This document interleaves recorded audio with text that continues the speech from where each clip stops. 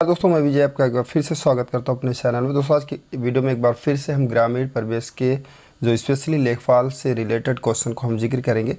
तो वीडियो के अंत तक आप बने रहे। दोस्तों चैनल पे पहली बार विजिट करें तो चैनल को जरूर सब्सक्राइब करें। यहाँ पर हम शुरुआत करेंगे। पहले प्रश्न से दिया गया कि निम्नलिखित में से किस स्थान का दशहरी आम विश्व प्रसिद्ध है। पहले अल्टरनेटिव की बात करेंगे देवरिया, और सेकंड की बात करेंगे प्रतापगढ़, और सी अल्टरनेटिव मलिहाबाद, और डी की बात करेंगे तो वाराणसी दिया गया है। जो करेक्ट आंसर होगा आपका सी अल्टरनेटिव पूरी तरह से करेक्ट होगा।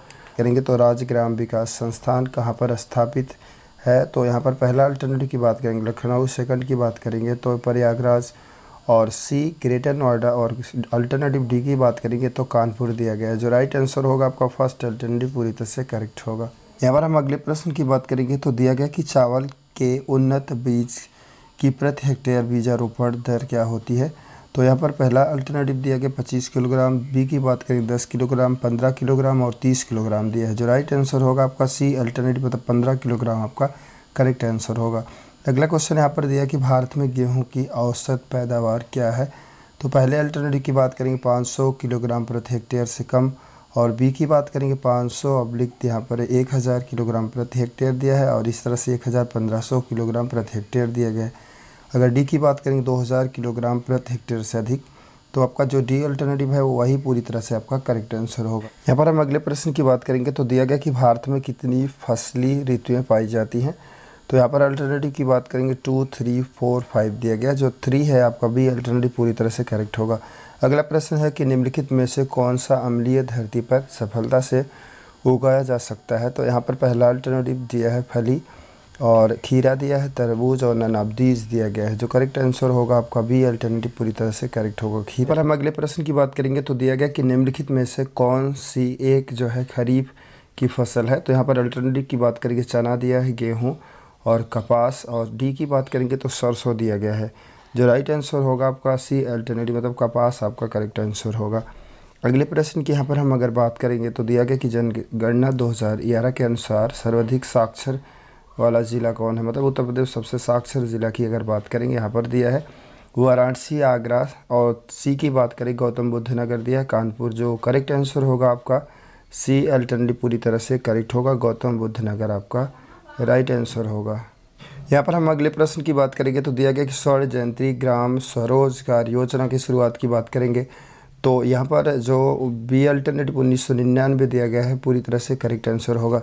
अगले प्रश्न की बात करेंगे तो मनरेगा के यहाँ पर अंतर्गत केंद्र और राज्य सरकार द्वारा किए गए जो है निधिकरण का रेशियो क्या होगा, अनुपात क्या होगा। तो यहाँ पर बी अल्टरनेटिव जो यहाँ पर दिया गया 75:25 आपका पूरी तरह से करेक्ट आंसर होगा। यहाँ पर हम अगले प्रश्न की बात करेंगे तो दिया गया कि निम्न में नगर निगम नहीं है। आगरा पहला अल्टरनेटिव, दूसरे की बात करेंगे तो मुरादाबाद दिया है, सी अल्टरनेटिव की बात करेंगे तो फिरोजाबाद दिया गया है, और डी की बात करेंगे तो बदायूं या जो डी अल्टरनेटिव में दिया गया वो आपका पूरी तरह से करेक्ट आंसर होगा। अगले प्रश्न की बात करेंगे तो यहाँ पर दिया कि किसान क्रेडिट कार्ड योजना किस वर्ष लागू की गई थी। तो पहला अल्टरनेटिव 1998/99 दिया जाए, फर्स्ट अल्टरनेटिव आपका पूरी तरह से करेक्ट आंसर होगा। यहाँ पर हम अगले प्रश्न की बात करेंगे तो दिया गया कि ग्राम प्रधान को हटाया जा सकता है। तो बी अल्टरनेटिव जो आपका है यहाँ पर 2/3 सदस्य जो है बहुमत से, तो आपका ये आपका पूरी तरह से करेक्ट होगा। अगला क्वेश्चन दिया गया कि क्षेत्रीय मृदा को और जो है क्या कहते हैं।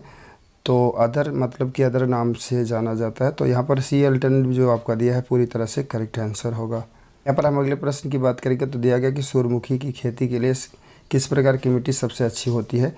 तो डी अल्टरनेटिव जो रीगर, या यहाँ पर एक्चुअली या वर्ड यहाँ पर होना चाहिए, रेगुर मिट्टी जो दिया गया है आपका डी अल्टरनेटिव पूरी तरह से करेक्ट होगा। अगला प्रश्न है कि उत्तर प्रदेश में राजमार्ग नियंत्रण अधिनियम किस वर्ष पारित किया गया था। तो यहाँ पर जो फर्स्ट अल्टरनेटिव 1945 दिया है आपका पूरी तरह से करेक्ट आंसर होगा। हम अगले प्रश्न की बात करेंगे तो दिया गया कि उत्तर प्रदेश के किस मंडल को विश्व के उत्कृष्टकालीन उद्योग के केंद्र के रूप में जाना जाता है। तो यहाँ पर जो मिर्ज़ापुर की बात करेंगे तो आपका बी अल्टरनेटिव पूरी तरह से करेक्ट आंसर होगा। एक सरकारी समिति के गठन के लिए न्यूनतम कितने सदस्यों की आवश्यकता होती है। तो 15 आपका जो दिया गया है वो पूरी तरह से करेक्ट आंसर होगा। और हम अगले प्रश्न की बात करेंगे तो मोस्ट आईएमपी क्वेश्चन दिया है कि खसरा और खतौनी जो है कौन तैयार करता है। तो यहाँ पर जो लेखपाल दिया गया फर्स्ट अल्टरनेटिव में पूरी तरह से करेक्ट आपका आंसर होगा। यहाँ पर दिया कि जमाबंदी से आप क्या तात्पर्य है, आप क्या समझते हैं। तो यहाँ पर जो सी अल्टरनेटिव आपका दिया गया है कि भू अधिकारों कि जो है प्रलेख जो दिया गया है आपका पूरी तरह से करेक्ट आंसर होगा, मतलब सी आपका राइट आंसर होगा। तो दोस्तों इस वीडियो में इतना ही क्वेश्चन मैंने जिक्र किया। अगर वीडियो अच्छा लगे तो प्लीज़ लाइक शेयर सब्सक्राइब करना ना भूलें। मिलते हैं अगले वीडियो में। Thank you for watching this.